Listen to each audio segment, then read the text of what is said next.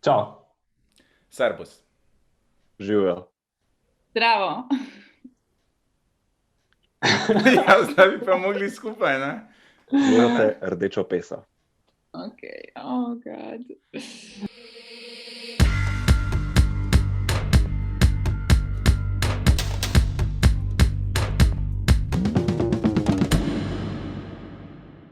dragi gledalci, drage gledalke, dobrodošli nazaj v Rdeči pesi, tokrat v novoletni ediciji in sicer v Q&A-ju, torej vi ste nam poslali vprašanja in mi smo jih dobili in tokrat vsi voditelji in voditeljica odgovarjamo na vaše vprašanja. Tovariši iz sindikata osebne asistence sprašujejo, zakaj navadni delavci v glavnih medijih skoraj nikoli ne dobimo besede. Ali smo prikazani kot žrtev, neizplačila, nasilje ali pa nas ni. Meni se zdi pomembno, da se prikazujejo v mainstream medijih samo te najbolj brutalne oblike izkoriščanja, ko skoraj prideš do stvari, ki so tudi po zakonih neke kapitalistične države načeloma prepovedane. No. Da se prikazuje izkoriščanje kot nekaj, kar neki moralni, pošteni, pač dajmo slovenski kapitalisti ne počno, da to je pač praksa, ki jo tudi oni zavračajo, ki jo tudi oni nasprotujejo. Hoče se pač ustvariti slika, da neko vsakodnevno delo, ki ga vsak od nas opravlja na nekem šihtu, da to ni izkoriščanje, da to, da ti ustvarjaš presežno vrednost in da se ti ukrade, ni kraja, da je to pač normalna zadeva. Ni izkoriščanje, če si le kao dostojno plača. Ja, dostojna plača. Minimalna plača. Ja, dostojna plača pa dostojni pogoji bi naj pomenili, da ni izkoriščanja, karkoli je mimo tega izkoriščanja. Ampak tudi ena stvar, ki je pomembna pri medijih, je tudi pač in lastništvo teh medijev in razredna struktura ljudi, ki obvladujejo te medije. Mislim, večina mainstream medijev je, ne mislim strani novinarjev, ampak strani višjih kadrov, jih ustvarjajo višji srednji razredi za višje srednje razrede. In pri njih ali delavcev ni, ali pa smo pač nek nebodiga treba, ki se najbolj bori za državljanske svoboščine, na delovnem mestu pa pač naj bo tiho, pa opravlja svoje delo, ker je pač meritokracija poskrbela, da pač ti si na tistem mestu in moraš tisto opravljati, da družba deluje. Pa pač in lastništvo medijev pa itak še neka druga, čisto druga tema, zakaj se o nekih specifičnih poklicih ali pa o specifičnih lastnikih kapitala ne poroča. Ne. Verjetno se je tudi podobno dogajalo v tem primeru kampanje za zaprtje nedelj, ne?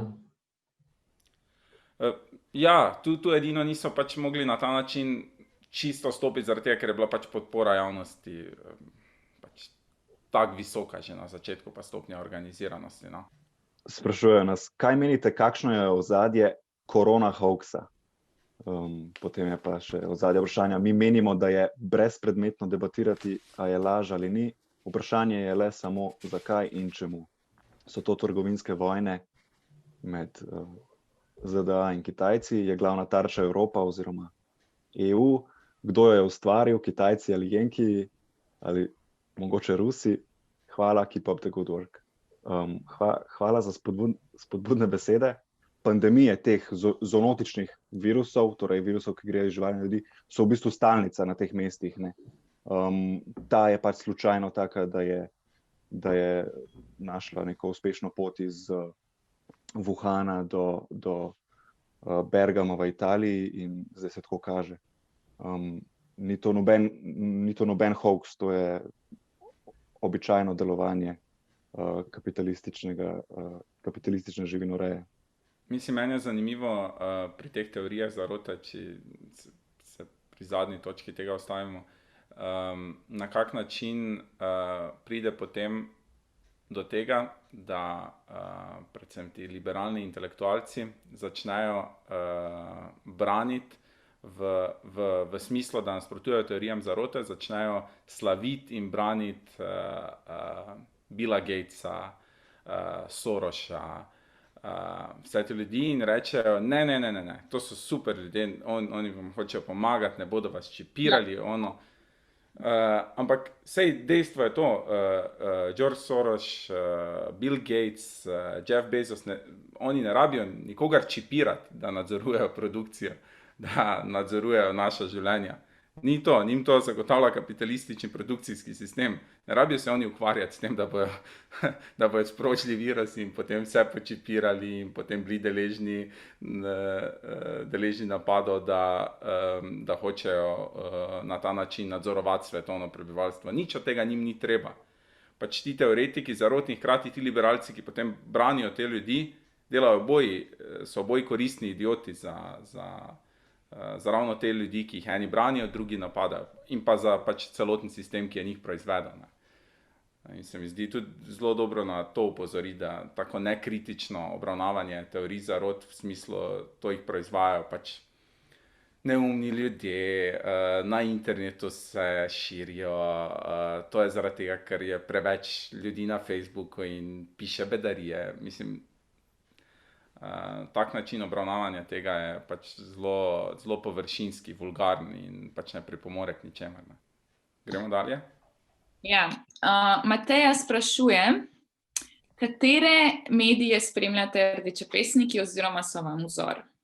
Jaz bi priporočal vsem, recimo, da spremljajo, recimo na YouTubeu je Novara Media, recimo, je neka taka stvar, če vas zanima bolj ta britanski delavski boj, britanska politika, take zadeve. Se mi zdi recimo cool napisano. Pa tudi kaj prebrati na Jacobinu je okej. Ne vem, jaz pač vsak dan spremljam RTV Slovenijo, zato da vem približno in real time, kaj se dogaja. Drugače pa ja, no, Jacobin, jaz sem bila včasih naročena, moram reči, da mi je v nekih momentih šel tako resno na živce, ko je pač tako res nasilno prodajal ta nek socialdemokratski moment EJOK in Sandersa kot pač neko tako veleodrešitev, pa zdaj se mi je, da res ni bilo nekega kritičnega pogleda tudi do njunih idej, tako da pa sem se odnaročila. Jaz bi priporočil vsem kakšen čist podcast, ne vem, jaz poslušam Auhe Bunga Bunga, pa zaradi forme je mogoče malo manj aktualen, kot recimo kakšen portal, ki dnevno objavlja. Sicer pa ja, se mi zdi, da so mediji uporabni tudi tako čist, ne da slišiš tisto, kar hočeš, ali pa da slišiš to alternativo, na katero pač subscribaš, ampak tudi da slišiš kako se svet prikazuje tvojemu sovražniku, če se tako malo sektaško izrazim. Tako da bi priporočil včasih tudi v tem Financial Times, pride kakšen članek, ko so kapitalisti kar malo presenečeni nad nedelovanjem kapitalizma. In se mi zdi, da je tako nek tak trezen pogled, vsaj kakor je lahko, torej iz vidika kapitalista, kakšne težave ima on in pol pogledaš. Yep. Hud na svet. Torej, vprašanje ga postavlja Tina in sicer pohvale za super vsebino in goste. Mi je všeč dolžina formata, da si dam na slušalke in sprehajam psa zraven. Zanima pa me, če imate vsak svoj kapital ali si ga sposojate za snemanje.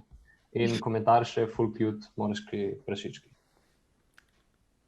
Jaz kapitala ne posojam okolje oziroma ga ziher ne, ker doben ima takega cool napisa na prvi strani.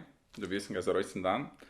In na njem piše, ne može nam niko ništa, jači smo od sudbine, Karl Marx 1849.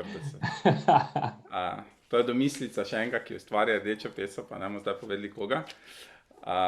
Tako da, ta je moj, ampak še ne prebran, so samo tu na začetku listki. Kaj še ne prebran? Še ne prebran. 3-krat sem že začel. Ampak zdaj mi gre dobro, no. Zdaj sem že pri 3. poglavju. A pa bomo mogli uvesti nek bralni seminar? Ja, voditi ga bo mogel tisti, ki je prebral, tako da. Vi ste vsi trije prebrali? Ja, zvezek 1, ja, ampak moje vprašanje naprej je bilo tudi mogoče zazdružiti z vprašanjem od Uroša, ki je spraševal, zakaj jaz nimam kapitala v ozadju, tako kot ostali trije moderatorji. No, najprej lahko povem, da sem ga prijazno posodila tovarišu, pa ne enemu iz Rdeče pese. Ampak mene je zanimalo, zakaj noben od vas nima zvezka 2 in 3 v ozadju. Ja, težko se jih dobi, ampak imam PDF-je, teh pa nisem razstavil na policiji. No, boš posredoval še ostalim, ker če se ne motim, je neka taka, mislim, je pomembno, da se prebere Kapital dejansko od začetka do konca. Mislim, Uroš, ti si ga, ne? Ja, zdaj smo med trojko. Skupaj ga beremo, ja. Super. Za Uroša eno vprašanje. Ana je vprašala. Mene pa zanima, če se je Uroš pred oddajo o poštarjih poslužil kakšnih prepovedanih substanc, kot je na primer marihuana. Oziroma, zakaj je bil videti tako zelo utrujen. In pa tisti emotikon z razmišljanjem. Ne, nisem nobenih prepovedanih substanc. Celo opredeljen sem proti prepovedanim substancam. To je lahko ena oddaja. Ne, sem bil čisto legalno utrujen, po mojem. Upam, da ni, nekako sem med snemanjem upal, da ne bo preveč očitno, oziroma med montiranjem. Upam, da je oddaja gledljiva oziroma poslušljiva, kakorkoli. Se mi zdi, da je vsaj en uč sem vrgel na rejtinge. Zaradi tega vprašanja, prav zaradi tega vprašanja. Jaz bi pa ful rada slišala, kaj imate za povedati o vprašanju, ki ga je postavila Ajda, in sicer, zakaj levim strankam kljub zmagi na volitvah pogosto ne uspe sprovesti širših družbenih sprememb? Recimo Syriza. En moj take na to bi bil definitivno pač biti, mislim, da okvir Evropske unije ne dopušča ful enih sprememb, ki bi jih pač neka politična opcija, ki bi pač hotela iti v drug produkcijski način postopoma pač morala uvesti. Ja, po eni strani je bilo, vsaj meni je bilo zanimivo brati te, ne, Syriza je bila, zdaj konkretno Syriza je bila v tem sovražnem okolju in pa so te neke, ta neka pričevanja, ne, kako so torej prejšnja uprava, prejšnje stranke, ne, niso Syrizi pustile niti WC papirja v teh javnih zgradbah, ne. Torej to je ena razlaga, da pač v sovražnem okolju težko.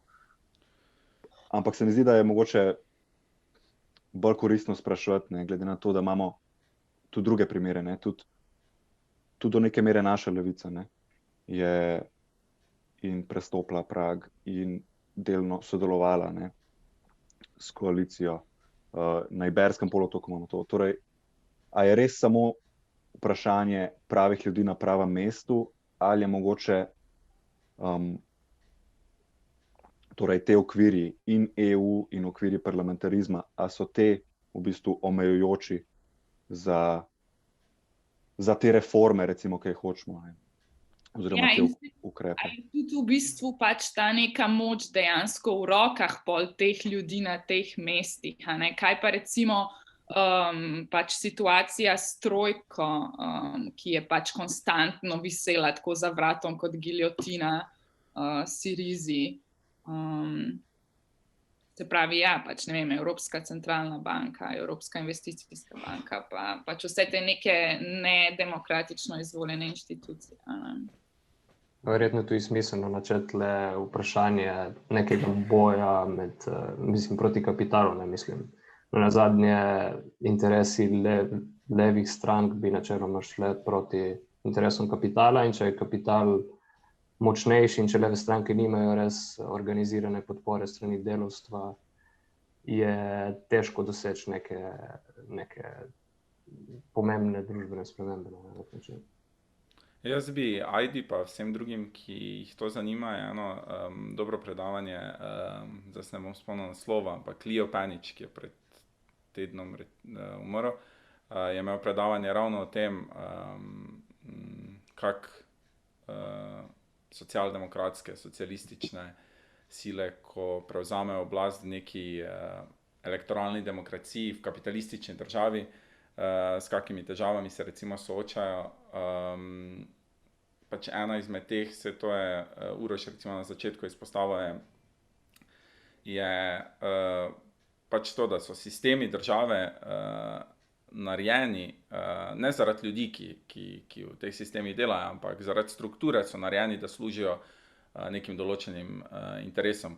In potem, če ti prideš na neko ministrstvo s par ljudmi, za katere ti itak vsi začnejo takoj, politično kadrovanje, nestrokovno, ti prideš z njimi, ampak v bistvu nič ne moreš v tistem trenutku takoj sprovesti. Sploh ne zaradi tega, ker se pa na drugi strani zanašaš izključno na to elektoralno demokracijo. Zanašaš se na to, da boš pač na naslednjih volitvah pač zaradi teh ukrepov dobil 2-3% več glasov in da te bo to ohranilo na oblasti. Tako se mi zdi pač kombinacija nekih objektivnih okoliščin kapitalistične države, potem elektoralne zanašanje, popolnega zanašanja na elektoralno logiko, kar smo na primeru Syrize zelo dobro lahko videli, vpetost v mednarodno okolje, kar je Iza prej poudarila, in pa pač že sam program teh koalicij, teh strank, ki je večkrat mnogo bolj reformističen ali pa mnogo bliže neki tradicionalni socialdemokraciji, kot pa si recimo ljudje, ki od zunaj to gledamo, upamo ali pa želimo priznati.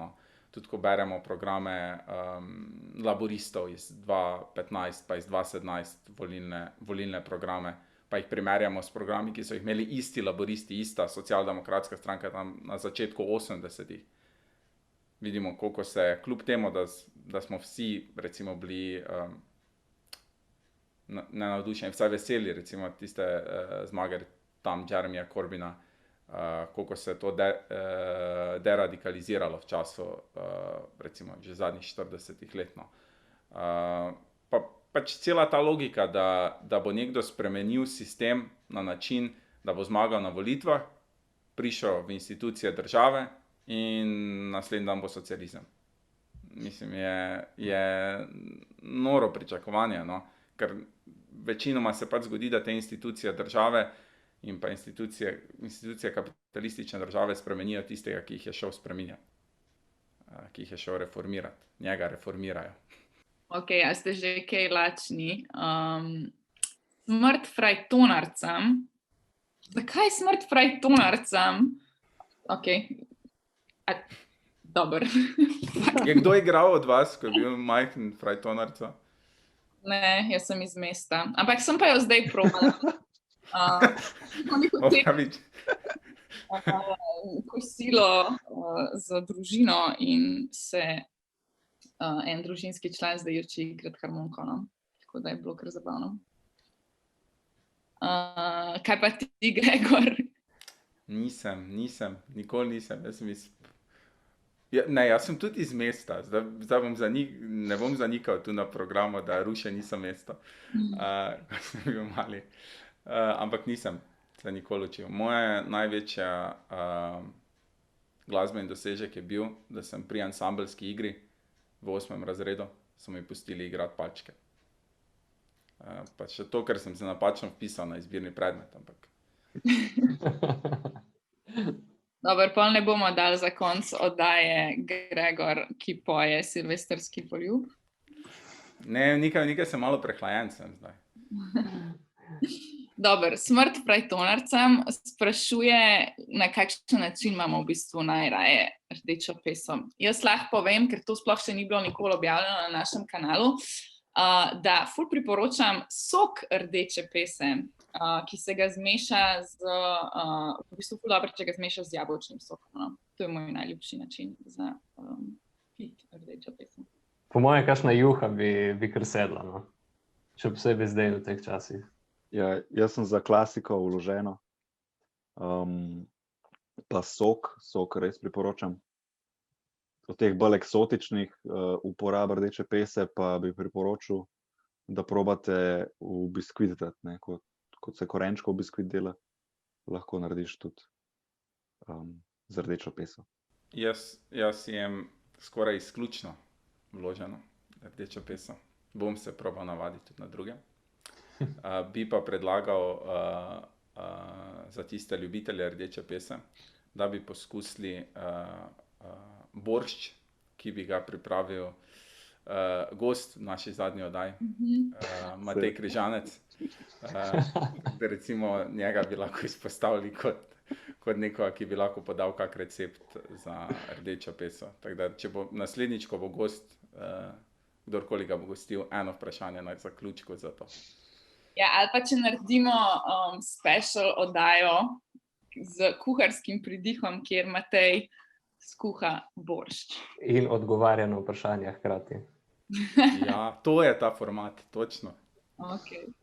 No, to se pol tudi navezuje na vprašanje, kaj bomo pripravili novega v letu 2021.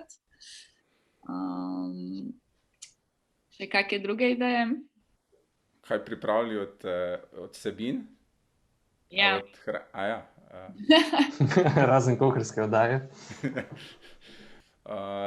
Ja, točno. Dve ideje imam v glavi. Eno oddajo o vlogi religije v družbi. In pa oddajo o fenomenu navijaštva oziroma o subkulturi navijaštva. To sta dve moji želji za 2021.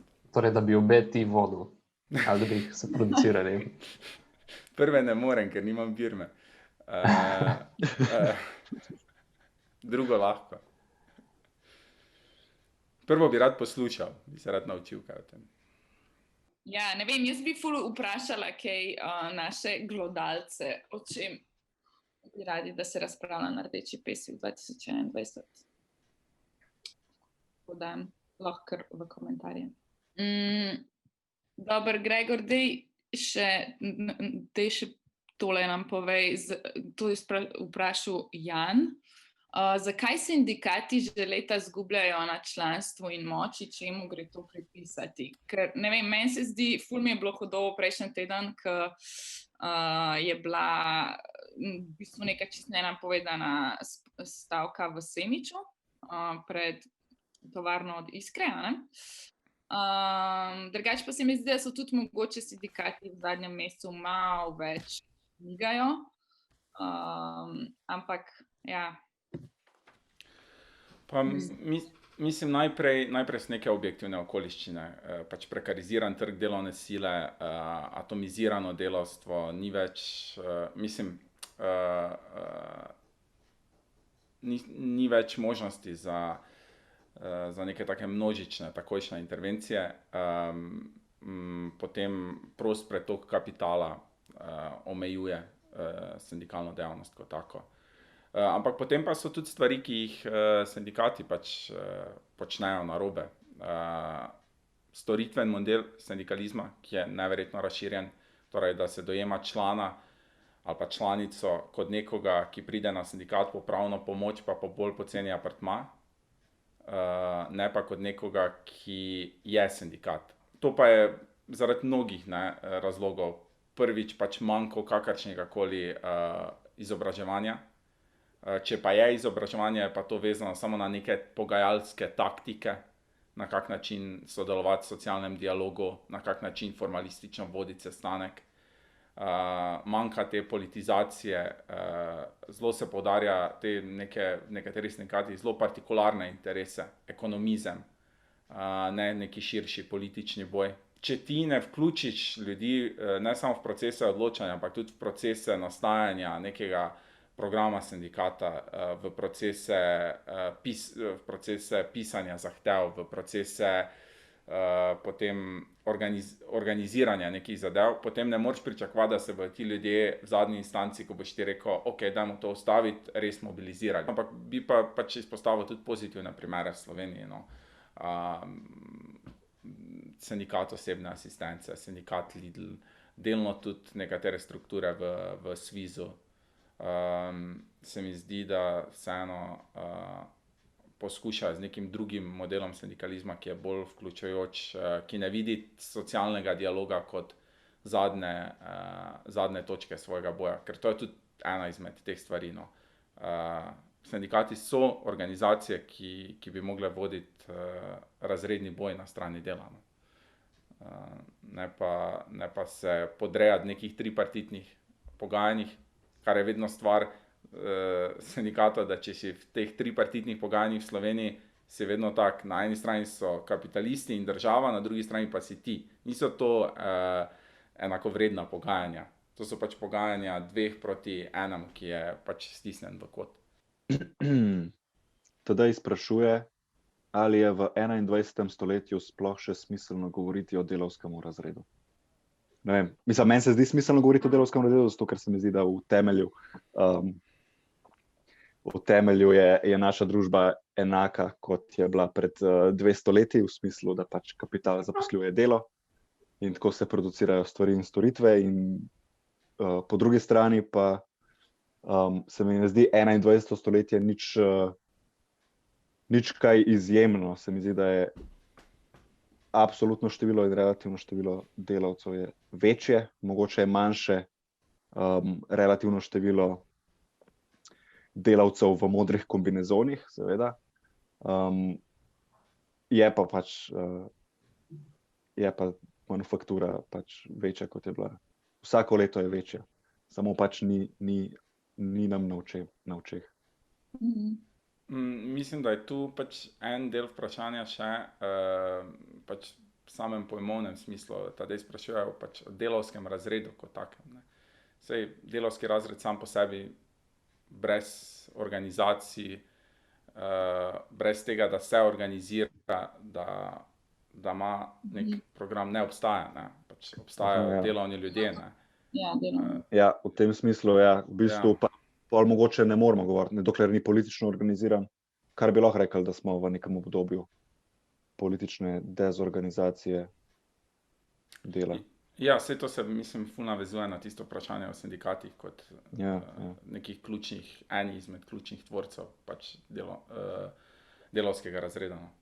Ok, hvala, drago glodalstvo, da ste nam poslali vprašanja, da spremljate naše kanale. V letu 2021 se nadejamo, da boste naše kanale razširili med vso svojo družino, prijatelje, predvsem pa kolege in kolegice v službi.